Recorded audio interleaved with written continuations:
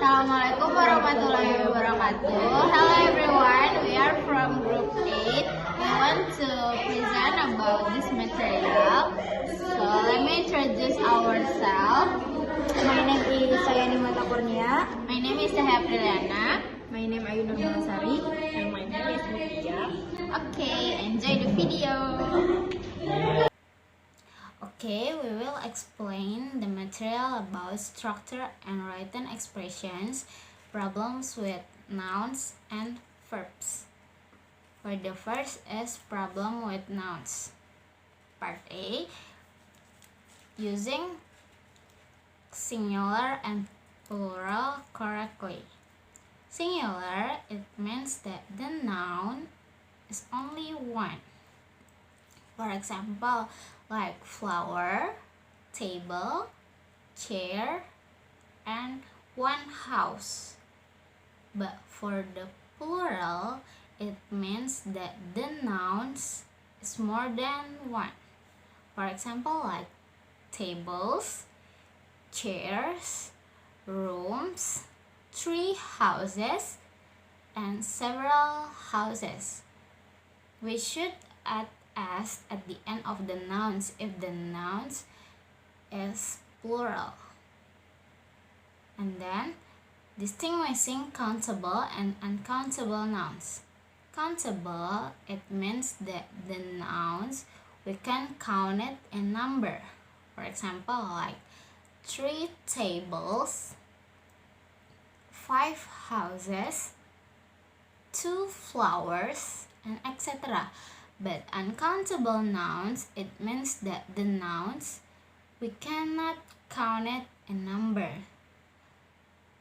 It means like liquid items like shampoo, sugar, oil, water that can be found in abstract forms such as happiness, sadness, nervousness, and etc.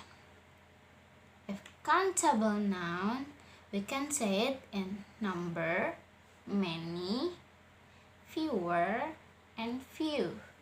But for uncountable nouns, we can say it in amount, much, less, and little. Identifying singular and plural nouns in irregular forms. There are many plural nouns that do not end with s. Plural nouns that do not end with s are called irregular plural. To mention some, ghost, deer, children, woman are plural nouns that do not end with s. For example, it can be from is to s. Singular, crisis, analysis, hypothesis, axis. Plural, crisis, analysis, hypothesis, axis. Distinguishing thing and person. It is sometimes confusing for non-native speakers like us to differ authorization from author, or accounting for accountant, cook for verb, and cook for someone who can serve delicious food. However, such issues are frequently appear in written expression. 2. Problem with verbs. Verb consists of gerunds, participles, infinitive, and simple form. Gerund refer to a verb in form that acts as a noun. As it is a noun, it can act as a subject and object of content verbs, and object of prepositions. The examples: training my students to be skillful in reading is my favorite part in teaching. You can go to the school by using public transportation. I enjoy reading a book while eating. Participles refer to a verb in form that acts as an adjective. It is widely known with verbal adjective. Example, the man wearing blue shirt is my brother. The car parked in the corner is my car. We can see that wearing and parked are verb in form, wherever they do not function as a verb. The function to modify noun man and car, respectively. Word that has function to modify noun is adjective. A. Identifying errors involving tenses.